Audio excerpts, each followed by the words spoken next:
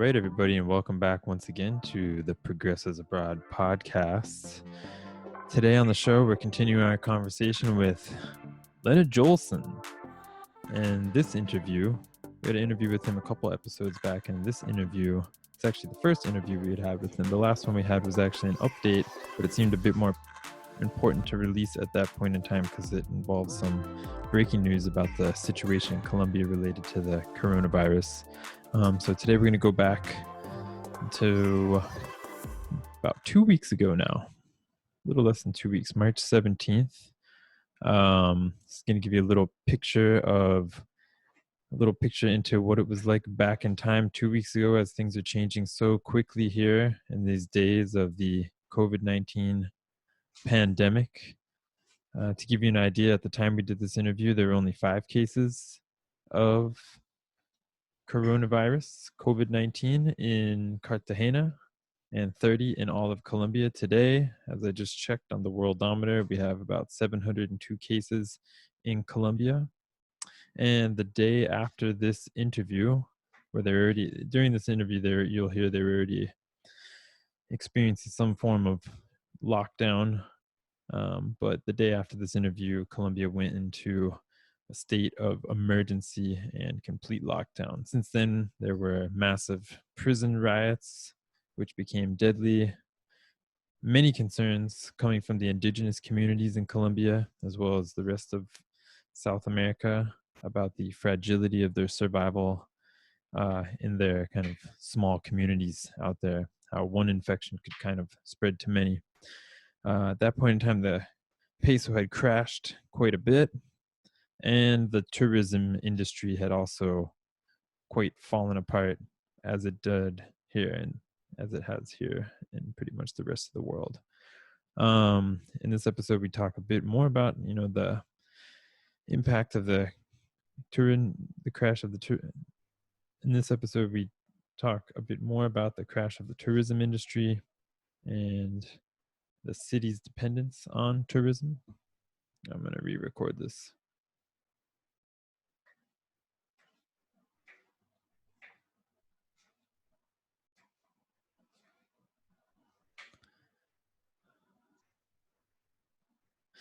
All right, everybody, welcome back to Progressives Abroad. I'm your host, recording here live from Oslo, Norway. And today we are going to revisit a conversation that we had with Leinad Joelson, originally from the United States, researcher of peace and conflict studies, currently completing his master's down in Cartagena, Colombia. And we spoke with Leinad a couple times over the past few weeks. This one's actually from our original interview about 2 weeks ago on March 17th. So, of course, as we know, a lot of things have changed since that time. Pretty much the whole world has changed since that time. So this is a nice little window into the past, which was not so long ago. Just to give you a bit of context, at this time, 2 weeks ago on March 17th in Cartagena, there were only 5 cases of coronavirus and 30 in the whole country of Colombia. Today, we have 702. I believe the day after this, on March 18th, around there, the cases had already doubled, and Colombia went into a complete state of emergency. Shortly following that, there were massive prison riots, resulting in some deaths, and much concern erupting from indigenous communities about the fragility of their survival during these times of the coronavirus. It would be quite a disaster for any infected person to end up going back home, say from a big city, from a market or something like that, and infecting a very isolated community out in the middle of the jungle. So we'll get more into that perhaps in future episodes. But in this episode, we do discuss the importance of tourism in Cartagena, a city that's fairly dependent on tourism. Survival is the number one industry there, which is seemingly fallen apart all around the world.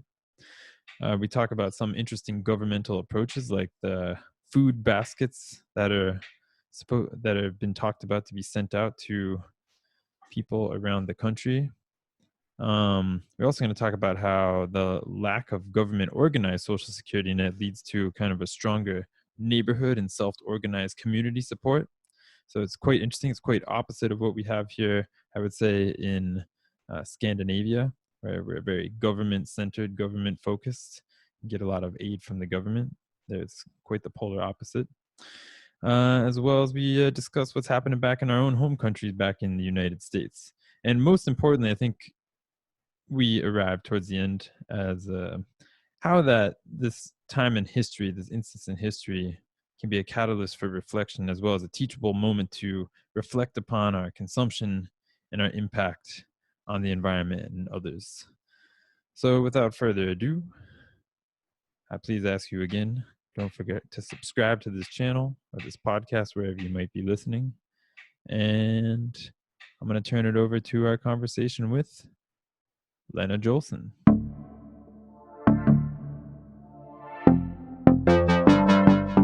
I'm doing well. I'm doing well.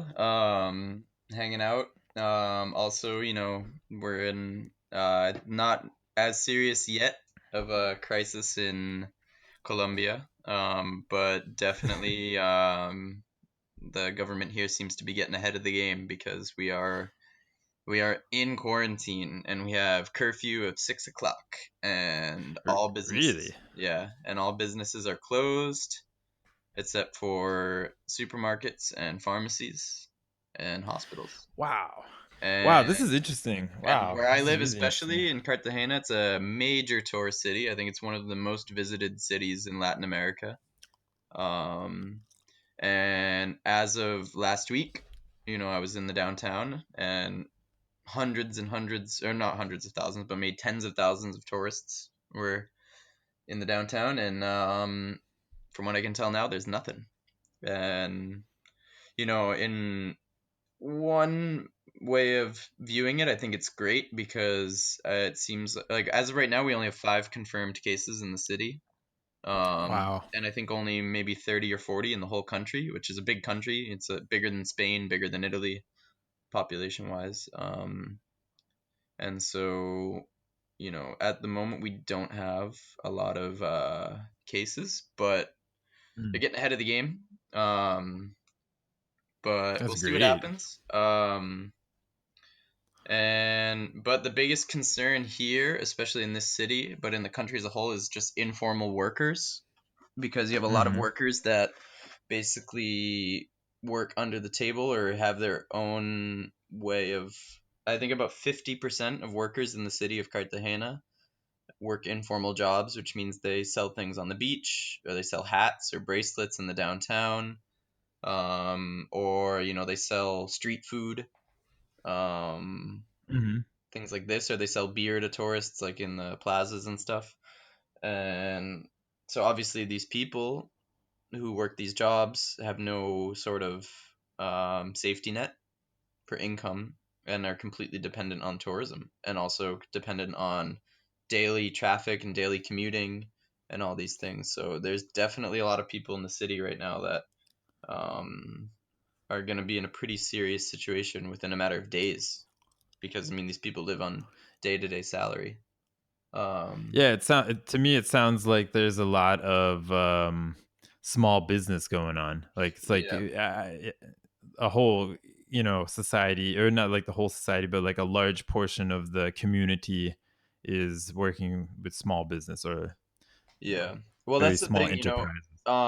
it's a city officially about 1 million people, but I think it's somewhere probably closer to about double that. It's probably closer to about 2 million people because you have a lot of neighborhoods here that are kind of informal. They call them invasion neighborhoods, which I don't think is a very politically correct term. But Hmm. it's pretty much the used term at. I haven't found a better I haven't heard a better option, I guess, to this. But they're kind of similar to like what we have like homeless camps in the US, like you see in California and Los Angeles, whereas basically people come from the villages outside of the city, or people come from Venezuela. Also, you have a lot of Venezuelans here at the moment. And they basically just kind of take some wood or some plastic or some metal, and they kind of just like start constructing little like Hmm. shanty houses. And so you have a lot of people in Cartagena that live in these kinds of housing situations. And so and nobody really knows how many people live in each house. So I really think the population is much bigger than they officially say. And of that official population, so let's talk about these million people. They say about 60% of the people in the city, so more than half, live off these informal jobs. Um, and so they're basically living on a daily salary. They say most people make somewhere around 15 to 30,000 pesos Mm. a week. Oh How no, how much sorry, is that a day. I'm in sorry. like dollars Which or euros or something? So, well, as of last week, that was about it was about 3,000 pesos to $1. So like basically, so 15 to 30,000 pesos would be about $5 or $10 a week. Okay. I mean a day. Um, but now the pesos crashed this week, so now um the dollar is about 4,100 pesos. So Wow. it's been which is the highest, the strongest the dollar's ever been against the peso. So it's really significantly changed in the last week. Um, but really, the thing is, like if you are making 30,000 pesos a day, um, like I said, a lot of these people don't live in official housing, so they're Hmm. not paying rent.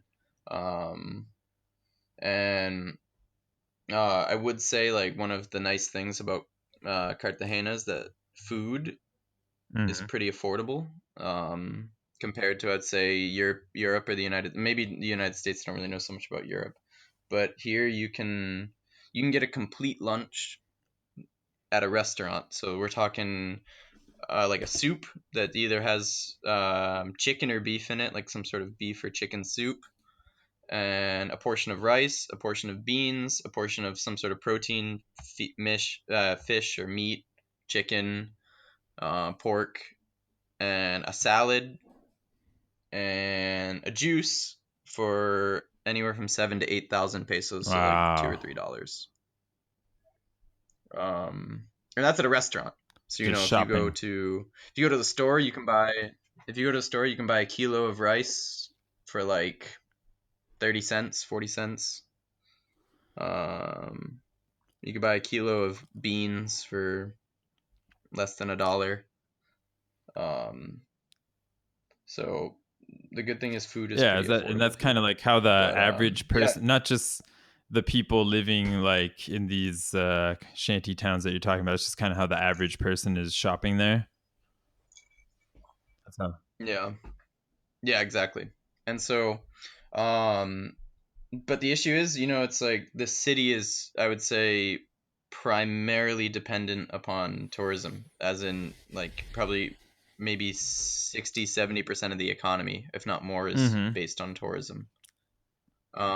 So and a lot of people here are very poor, and so the fact that the tourism and everything is shutting down, it's good because it's going to prevent the spread of this virus, but it's bad because I don't really see any way that I don't know how they're gonna help these people that are gonna need help within, if they don't need help today, they're gonna need help tomorrow Mm-hmm. or the day after. Like a lot of people here live day Yeah, to day, so this is and so interesting just to like bounce that do a little cross-cultural comparison for a moment because it's interesting because I've been talking to a lot of people about this lately, especially people from where we're from in the United States, and here it's interesting, it's very interesting to see how the different countries or like different regions are handling this. If you look over to China, okay, that was almost like authoritarian, like draconian, like, but it had to be done, like cordoning off entire cities and like,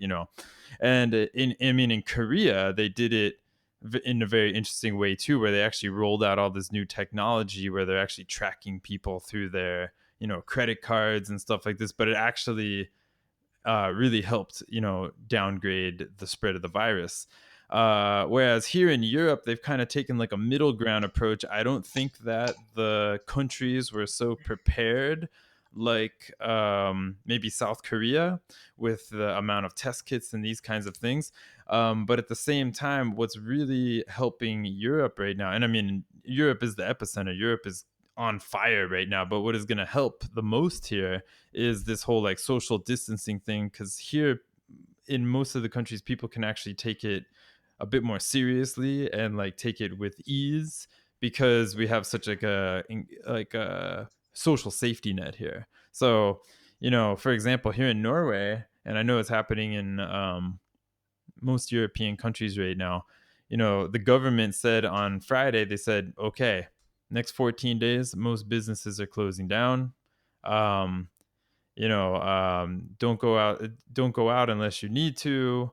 And of course, and people say people are actually able to follow these rules and not go to work and stuff like that, not stress about it, because the government rolls out this big plan and they say, okay, we're going to make sure that everybody gets this like layoff.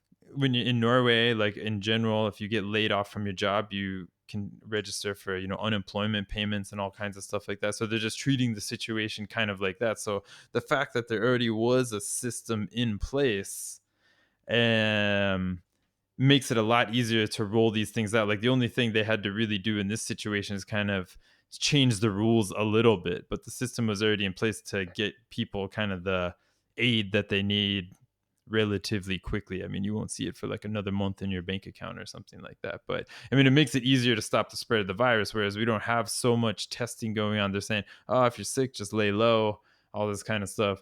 If you're really sick and you got a high fever and stuff, okay, then call the emergency room, but otherwise just lay low. I don't know how it's going to work, but I think it's like one or the other. It's like extreme testing or and tracking people, or just lay low and hope for the best, we'll have to see how they Yeah. play. But then you've got the problem, for example, in the United States, where people are like caught between a rock and a hard place because there's no social safety net to catch them that's set up, and now they're kind of like struggling and like pulling all the strings to try, let's get, these corporations in here, let's get these healthcare companies in here, what can the government do? They're not prepared for it. But so what are they in Colombia, like in Cartagena? Okay, there's all these people dependent on tourism, which I can relate to because I'm, dependent on tourism, and I've single-handedly seen the whole industry collapse over the past 2 weeks. Um, but like, so is there any word from the government? I mean, I know that the government is trying to prevent some things. I just saw in the news today. I think they closed the borders in Colombia. Is that right? Yeah. But Borders are closed. is the government got any plan for the people, like in terms of, you know, uh, aid, financial aid, or health care aid? Um, well, I would say that interestingly enough, I see drastic or significant parallels between U.S. Hmm. society and Colombian society compared to other Latin American countries, because um, Colombia is very much historically has been very Hmm. friendly with the U.S. government in relation to business, military, free market um, business, and things like that, free market economy. And so really the way their government is structured is very similar to the US, and the way they organize things is pretty similar. And so I think that from what I see on the news, the thing is, the news here is, it's terrible. It's like CNN. They got these major league news stations that just like say all these scary stories to freak people out and try to create, and hysteria and things like that. So it's kind of hard to see what's really happening. Um, but from what I understand is that they're preparing what they call them. It translates in English to like family Hmm. baskets, which would be like they would be maybe like a collection of like potatoes, rice, lentils, beans, maybe cans of tuna, um, some onions, things like that, some spices, salt, sugar, coffee. And supposedly they're getting those together to give out to people. And as far as food, but as far as, rent, suspending utilities and things like that, I haven't really heard too much about it. But The thing is, it's kind of new here. I think the first thing they really seemed like they did was just kind of trying to shut everything down, and now it seems like they're kind of debating about how to, because they acted, because it kind of went from like 0 to 60. It Yeah. went really quick from nobody was really paying attention to it here to now like everything shut down in a matter of 3 or 4 days. And so I think that um they will be starting to figure out some sort of social relief. In general, in the whole government of Colombia, I mean, the president is horrible. I have no faith whatsoever in the president of Colombia. I think he's very corrupt. He has he has a lot of serious issues historically in Colombia, and so I don't think that on a national level he's going to be managing this situation well. The mayor of Cartagena in the city I'm in is all right. He's better than any mayor they've had recently in the last maybe 10 or 15 years, maybe 30 years, I don't know, but he's all right. He's at least, a fairly competent person. He does not seem to be very corrupt, and he does seem to have some progressive ideas about a lot Hmm. of things. And he's new. He just got elected in October, so he's fresh in office. Um, it's possible with him, and he's done some good things for the city already in the last couple months that I agree with. So we'll see what happens. But no, I mean definitely, it's a developing country with a lot of corruption and violence, and so I do not imagine that the social safety net here will be Yeah. sufficient Hmm. in any way, I mean, it is shape, or form. pretty impressive. I mean, I don't know, maybe I'm wrong, but from the outside, I'm pretty impressed. I guess how they took such quick action. I mean, do you think that the government was kind of looking at what was happening in other countries, like because Europe has been reacting pretty strongly, although I think they reacted a little too late themselves. U.S. is obviously kind of I don't know, it's a dumpster Disaster. fire right now. But I've been watching, South America, and it's a lot of times in these kinds of pandemics and whatnot, it seems like South America usually misses out quite a bit, at least for like a long time. It takes a long time to get down there. Yeah, So, I mean, do you think they were looking at yeah. all this, or do you think it's for some other reason? Or I mean, I think that in general, the global South, if we're talking primarily Africa and Latin America, is in an advantage in this situation because it seems like it's mm-hmm. taking longer to get here, and so we have the advantage down here to make proper Mm-hmm. preparations. But where we're at a disadvantage is lack of institutional infrastructure and things like that. So really, the best thing that's going to happen is preparation, and then hopefully that you know governments, whether they're better or for worse, are going to make some measures to help out the people in one way or another. And it's interesting in general because I would say that from at least where I am specifically in Colombia, I think it's a little different maybe in other cities and maybe in other countries, but in Cartagena, the social fabric, like the security, like the way the community interacts with each other, in a way is very, like I would say almost Mm. anarchist, and very anarchist in a good way, not if people who understand what anarchy actually is, not like Mm-hmm. people going crazy. We're in like you know everything here is like the sense of community is really strong, and so because I think the people here are so used to just the government completely failing them on every level that it's like I look out for my neighbor, I look out for my Mm. family, I look out for the person next to me, because no one else is going to do it if I don't do it. And so I think people seem to be taking these measures pretty seriously. And I think, you're going to see a lot of people helping other people in these neighborhoods that need more economic aid, more. So that is one thing that I think is pretty good about the society. Um, at least where I live, everyone seems to really care about their local community because they just know that the government's not going to do anything, or they expect the government to not do anything, so they kind of take matters into their own Hmm. hands. So, and I think that's true for a lot of like developing countries across the world, because a lot of these countries are just very used to the institutions failing them. So they've gotten very, in a way, very it's just ingrained into their social fabric that you need to help each other. Whereas in like the United States or in Europe, people are really used to institutions and being kind of part of a society, and expecting the government to come in and save the day and everything. And so in a lot of ways, and which is really a false mindset to have, because it should be more evident than ever that our governments are not going to take care of us as much as we need them to. And so it's really, and especially in a situation like this where we're talking about the spreading of a disease that really, like, other than the government telling us to stay in the house and testing us, what can they do?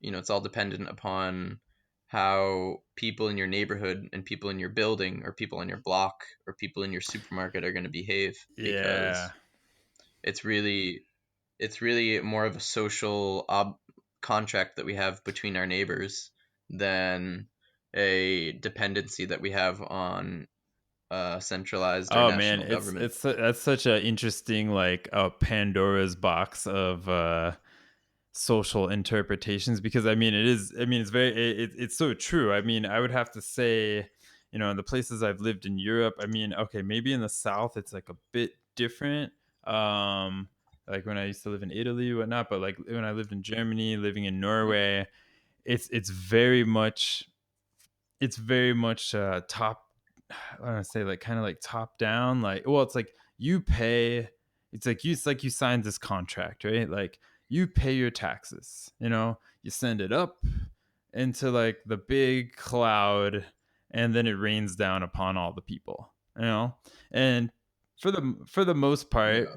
at least at this point in history, let's say in the past 50 years, in Norway, and maybe let's say the past, post World War II, in like a lot of European countries, they rolled out all these like universal healthcare systems and all these big social systems that for like a really long time, in a very amazing way, actually like unified places like the European Union, like an area that had been fighting with itself for the past 1,000 years. It somehow brought everybody together, and in many ways it is like kind of a beautiful thing to unify all these places and have like I have a Yeah. healthcare card, and even though, yeah, I mean, Norway is not part of the union, but it's part of the economic area, so in the Schengen area. So it's like I have this card that I can take to any country in Europe pretty much and get healthcare in all of these places. I mean, this is a beautiful thing, but at the same Yeah. time, it's very interesting what you say about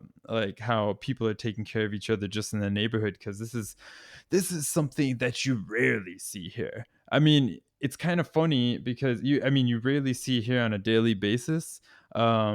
And everybody's kind of like waiting. Oh, what's the government gonna say? What's the government, gonna tell us to do now? Okay, they say we're gonna close everything down. Okay, we close everything down. And I mean, they're there for these big things, and they're there for these big like social aid, economic aid packets and stuff like that. But but I mean, in a way, the same thing is being accomplished. I don't know. I mean, now we start to see people kind of coming. It's very interesting because in a place like Norway, I think also people are generally kind of social distanced anyways. So yeah, like you see Yeah. people like it's not that much different than usual. People aren't knocking on each other doors and hanging out at each other's houses, randomly, here anyways. So but I mean, yeah, we're still dependent on our neighbors to like, be keeping good hygiene and not, messing up the hallway and getting their slime all over everything. So I mean, in this way we're dependent. But it's Yeah. funny because what you see now, as in Norway, I don't know if it's happening in a lot of other places too. I've seen it. You see people like doing a lot of stuff online, like a lot of like community events online because we can't go anywhere. And Yeah. this is kind of funny because I feel like yeah, I mean, these community events, yeah, they were happening, but I don't know. I feel like they happen in these like little bubbles. I don't know. It's kind of hard to explain. They happen in these little bubbles, but now that it's online, it's like you like for example, we run an open mic, and we're supposed to have open mic in a week, but now we're gonna have it online. I've been watching other events that are happening online, and they get like 10 times the amount of people that would normally come because people are just sitting at home. So it's this like weird idea of kind of community too. But Yeah. yeah. Well, I think. Yeah. Yeah, well, I think this is a very very interesting preview of the future because I think, everybody's starting to realize how much you can actually do from Oh your yeah. house and through like people like I would imagine after this that many of these companies are gonna reduce their office space and just tell people Oh to work from yeah. home. They're like, why are we paying rent for 4 floors in a building in downtown Manhattan when we could pay rent for 1 floor and have 75% of the Yep. staff work from Yep. home? Yep. There's I've been having similar discussions with my work and other people about this for sure recently. Yeah, and I don't really like that because I'm not really in favor of this wave of moving everything to a virtual world. I think it's eventually going to, well, it already is, but I think it's going to become more toxic Mhm. for us as humans. I mean, it has its advantages for sure, but I think this is going to accelerate our migration to the house and away from common spaces in a lot of ways. Yeah. I mean, Um, it's in the works. so, It's been in the works for a really long time. And um, but yeah. yeah, Well, yeah, let what me were you ask say? you. I wanna get your because I've been kind of asking a lot of people this lately. Is what is your prediction for the duration of this specific? Well, let's say like the mass quarantines. My prediction personally, I think we're gonna see these quarantines or self isolations lasting well into the fall, like Yeah, September, August, maybe I October. think so. Now, I mean, I think there's two sides to that story because I have this feeling like I feel like they should. You know what I mean? Like they should. Yeah, Like I agree. I mean, who knows? I mean, everything's progressing so fast that we might find out something about this disease in like a month that like makes us say like, oh, okay, Yeah, like it's kind of under control now. We have a deal, we have a vaccine now or whatever. We can deal with this. You know, it's not that big of a deal, but or it's not as big of a deal as we thought. But I mean, all the prediction, I mean, not the predictions, all of the projections at this moment say that it should go basically through the summer. At least in Norway. I mean, some of my sources here that are kind of up in the system, say be prepared for it to like peak in like August or something like this. Um, and I yeah. mean, so I mean, on that way, I mean, in one way, it should go that long. In another way, um, maybe it also like you're saying kind of there's a result after this big, I mean, this is a crazy global transformation that we're going through here right now. I think this is a major shift in human Yeah. society. I think this is like a 9/11. This is a 9/11 type event. Like Oh everything's going dude, to be I mean, different after I this. think it's honestly, I think it's astronomically bigger than 9/11. Like I think Yeah, because because it's it's worldwide. worldwide and it's not political, and it's like it's not, I mean, there's a lot of politicized things that come out of it, but I mean, this is like it's like it's not It's not a a, war. yeah, it's not a war, but it's like of like already what they're talking about here. It's interesting that you bring up the concept of war because already what they're talking about here in like Norway when it comes to like laws, like there's a lot of people dealing with their contracts right now, and like what am I supposed to do with my contract, my rental contract, Yeah. this contract. And what a lot of like lawyers are saying is that the only thing that we can compare this to in like contract law is war.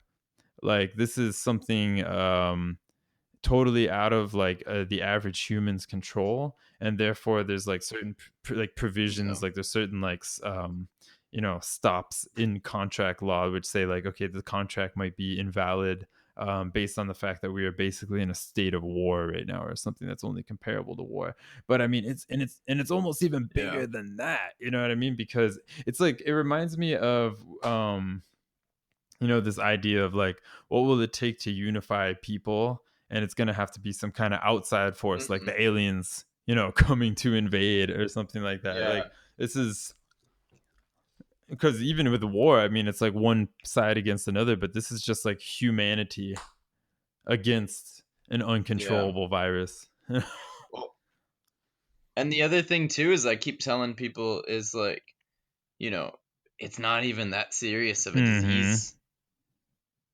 It's like, what if this was a disease where 50% of people who Yep. got it died? Uh-huh.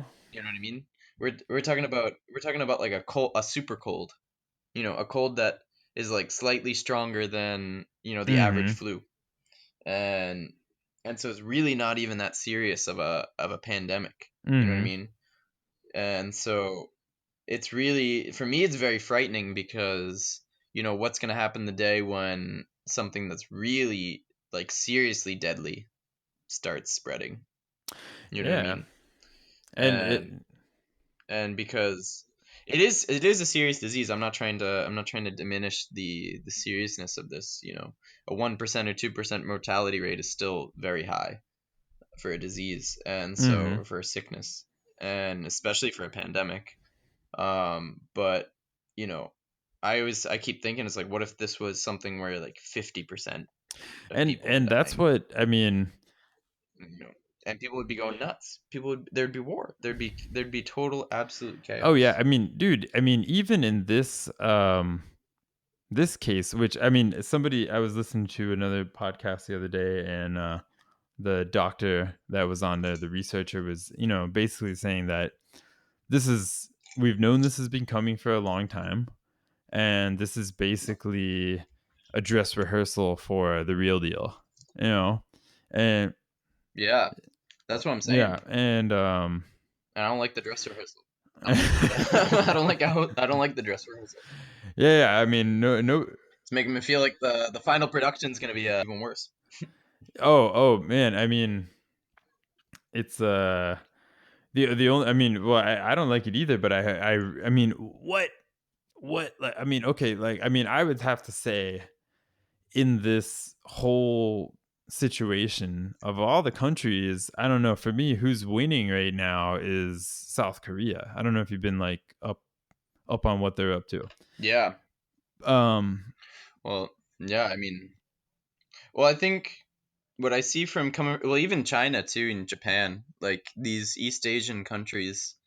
I mean, I just think that one of their biggest advantages that they have is just cultural. I think just they just have a cultural like homogeneity, like, not not what's it called, collectivist versus yeah, individualism. They're very collectivist yes, societies, so they really think about they think about the community as a whole constantly, whereas in the West we're very individualist. And so I think, and all, well, I mean, especially in the case of China, they have a very strong authoritarian government, so that makes it in a way easier to kind of crack down on these things. yeah. But And I mean, it's interesting because in Korea, I mean, I can say from my experience of like living in Korea, that it does not surprise me. I mean, Korea is not nowhere nothing like, authoritarian like China, but like you said, they have this very collective attitude. I mean, it's not even attitude. I mean, it's attitude, but it's like just like that is the cultural norm, is the collective good, and the collective, oh, the government says we should do this. Okay. Uh let's, it's easy. I don't know. It's like there's a lot of protests that goes on in Korea too, but it's a lot easier to get, I feel like, mass groups of people to agree to something because they know it's for the common good. Like, for example, what's happening in Korea right now and why they've been so successful. You probably heard about this, but it's maybe people at home haven't heard about this. Is that they're actually t- doing tests, but they're also then tracking through like an app and through people's credit card usage and all this kind of stuff who else they may have come in contact with. Um, which is kind of scary, I mean, honestly. Yeah, I'm it's not. I mean, it's good for this situation, but I'm not. I'm not necessarily so hot on well, that yeah. I mean, in a yeah. I mean, general yeah. situation. That's the thing. I mean, it's good in this particular situation. I was talking to somebody and they said, well, this is the time when we should be, using this kind of technology, not to like track people on Facebook and sell them freaking hamburgers and shit, but like, when we need to like track disease and stuff like that. So, I mean, there's Yeah. a lot of ethics and debate surrounding that. But I mean, at least in this case for that purpose they've been successful, because I mean, when I see in the big thing right now, in Europe it's kind of subdued, like people aren't really like out on the streets, and like the news is not freaking out like, where's the test, we want more tests, but I mean, if you spend 2 seconds watching the mainstream media in United States, it's just like, we need the test, and I'm like, yeah, we do need the test, but what are you gonna do with the test? You know what I mean? I mean, No. the tests aren't really that helpful, Gonna. I think. I mean, it's like, okay, I got coronavirus. Oh, okay, like it's not even affecting me. Who cares? But I just infected like 32,000 other people exponentially Yeah. because I got this test, 12 days after I got the coronavirus. So, I mean, this is where this like tracking people comes in, which is why social distancing is like a really good thing if people can actually do it, because ultimately if you can lay low for a couple weeks and not share your disease with everybody, and everybody can do that, then it's gonna chill out, I assume, unless there's No. stuff about, I mean, I don't want to get too conspiratorial, but I mean, unless there's, I've definitely thought that, it's pretty amazing how, what an like unprecedented like action all of these governments are taking. I mean, just like lockdown, border closures, like bam, bam, bam, bam, bam, in like all in Yeah. kind of in unison, like dominoes, like one after another. And it does make me think, like, not trying to spread any rumors or conspiracy, but it does make me think that there might be more to this than we, the public, even know. You know what I Oh mean? Like, man, you know what? I don't like to propagate yeah. too many conspiracy theories myself, but I think it definitely is suspicious. I always say, I don't believe it, but I wouldn't be surprised. Yeah. You know Oh what I yeah. mean? Yeah, yeah. I'm with that. Because because like if you look at the last year, you look at the last year. Last year was a very significant year for social movements and protests all over the world, particularly in Latin America, Asia, and the Middle Mm-hmm. East, and Europe too, even France. Oh yeah. You know, like I think people were really starting to wake up last year, and I think it wouldn't surprise me if some of these governments were like, hey, you know what, we got to do something to make sure that people stay in their houses next year and start trusting us again and asking us for help. Mm-hmm. Yeah, I thought And that so I this think thought has. the coincidence the coincidence is interesting, I will say. Mm-hmm. Oh yeah. Don't believe it, but at the moment I don't believe it, but it wouldn't But surprise then, me in like the the thing least. is like and the thing is I wouldn't, yeah, I wouldn't be surprised if that was true. But then at the same time, it's like you just gotta wonder, like sometimes, like what kind of theater is going on here? Because I mean, if you look at like, like, Trump or like Boris Johnson, or like, I don't know, some of our world leaders, quote unquote leaders, it's like, dude, like how are they responding to this? Like, it's like getting caught with the pants down big time, like. Yeah. But I think that they're more savvy than we give them credit Oh for. yeah, I mean, I think. I think Boris Johnson is very Hmm. smart. I think he acts like an idiot Yeah. on purpose. And honestly, I think Trump does Oh a yeah, lot too. yeah, that's why I say, what is I this? think it's very advent. What is this like theater that we're Yeah, watching it's a lot here? of This theater. is It's a theater. Like it's like a joke. I mean, it's like a play. You know what I mean? They're playing. They're like Yeah. playing on the stupidity role. Like, oh, I'm a dummy. Yeah. Yeah. Yeah, because it's like you're telling me that I mean, the United States surveillance and intelligence knows everything and anything they want to know about any country, about any Yes. person. you know. And so you're telling me that, 2 or 3 months ago, when this started to become pretty serious in China, that the United States intelligence wasn't all over it, and like United States government scientists and doctors and medical people weren't saying like, oh yeah, this is going to be a serious problem in about a month or two in the United States. I really doubt it. I really doubt it. I really doubt that they didn't know what was coming, Oh yeah, come and they on. This probably is and and like I said, like if we're going back to what I was saying earlier, it's like this really isn't that serious of a disease compared to what it really could be. And so it's like it's kind of like it's a way of them, letting things get really out of control, but really without, really killing a lot of people. And so they're like, oh well, we can let it kind of get out of control because it's really just like the flu, you know. yeah. I mean, But yeah, in the end, you know what I mean, for me, like, I mean, I don't know, well, not for me, but like what I think about is, of course it's, very terrible that, this disease will pass to a lot of people and we're not so, equipped bodily to handle it. And a lot more people will die until we build up some kind of immunity towards it. But I mean, what's really crazy about this is just like the economic instability, number one, that this is going to bring to the world.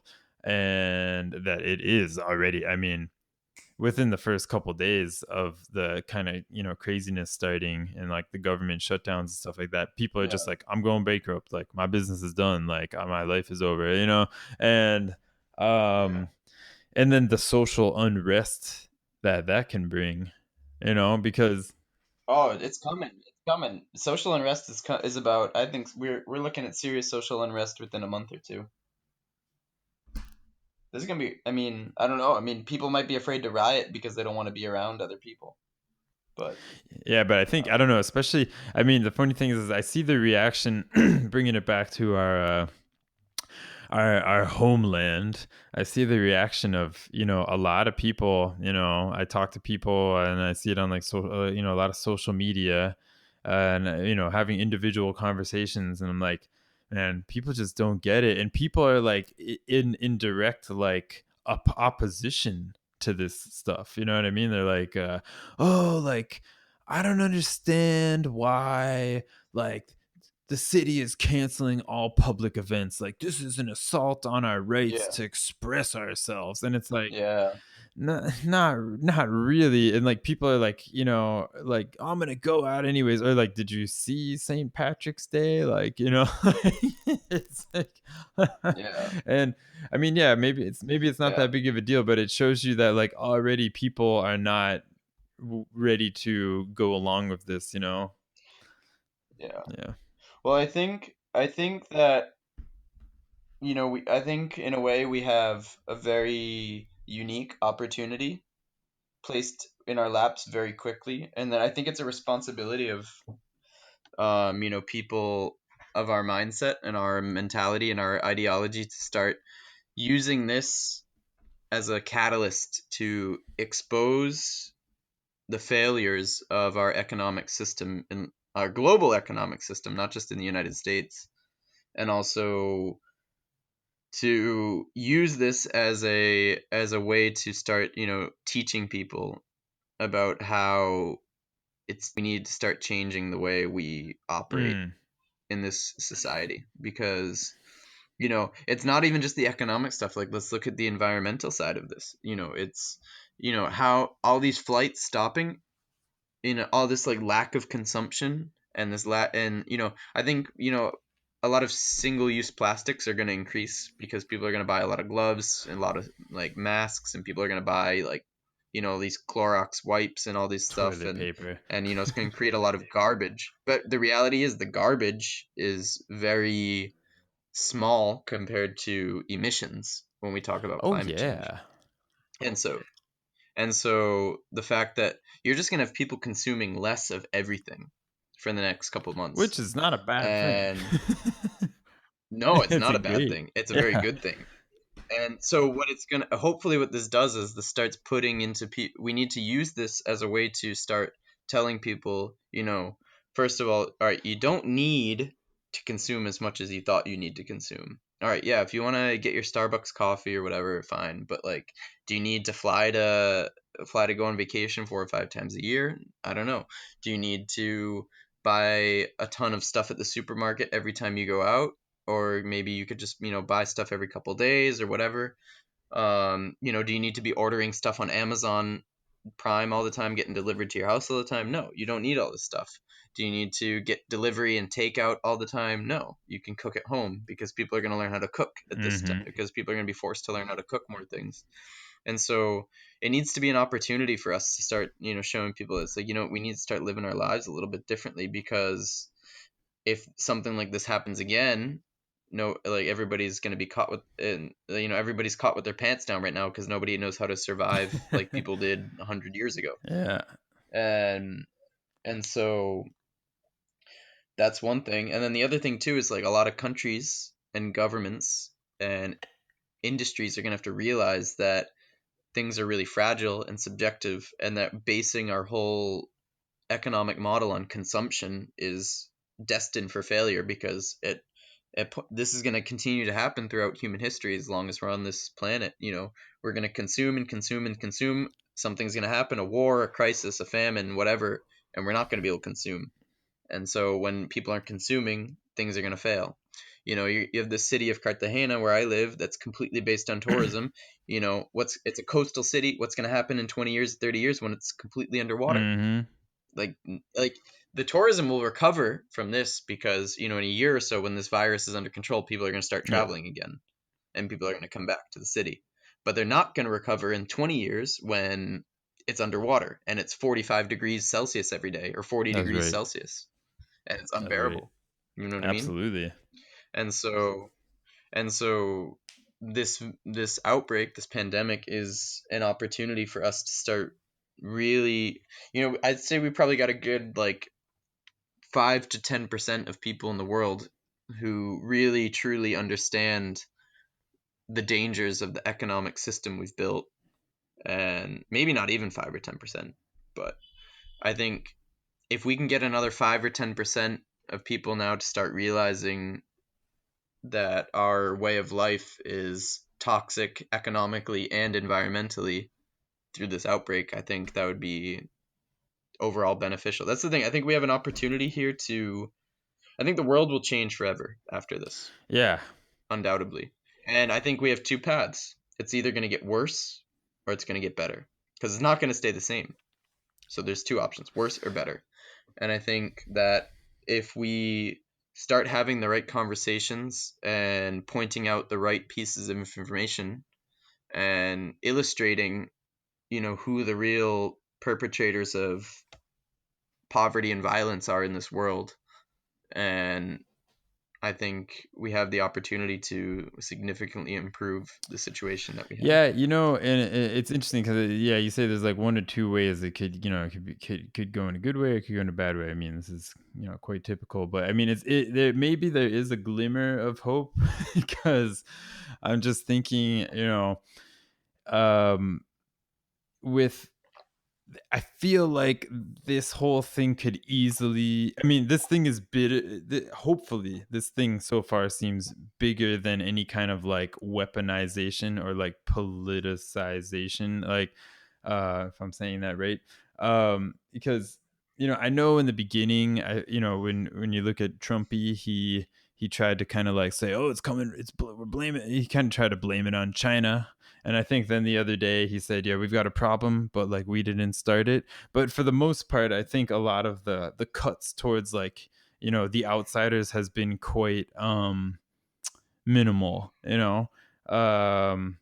maybe at least from what I've seen. So I mean, that's actually in a way a good sign, because something like this could be easily like weaponized. You know what I mean? I mean that's the big. I mean, Yeah, maybe, but maybe not as easily, because it's so serious. Like it's actually, I mean, maybe it's not the most serious illness ever, but it's like seriously affecting like the world, for whatever reason. And it's a bit bigger than something like September 11th, because that was really focused on the United States. But because the United States is such an important player in the world, it affected the rest of the world. But this is actually something that yeah, affects the whole world, and the United States. And actually, Yeah. in this case, the United States, so far, we'll see what happens. I mean, maybe they'll really roll out the red carpet eventually, but so far it seems like the United States uh is not finishing the job here. Living Yeah. up. Yeah. I think the United States is going to end up. What I think in China they had almost 100,000 cases and like 3 or 4 thousand people died. I think the United States will easily pass that. And China's a much bigger country.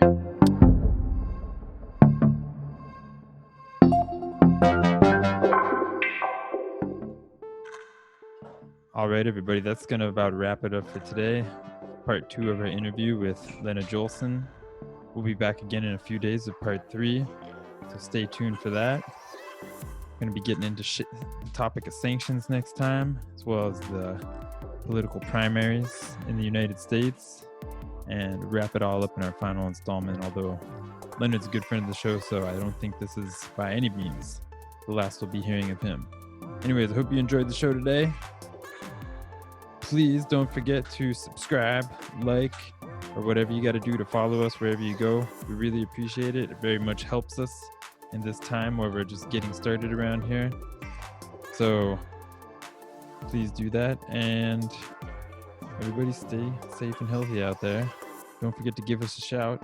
Progressives Abroad, over and out.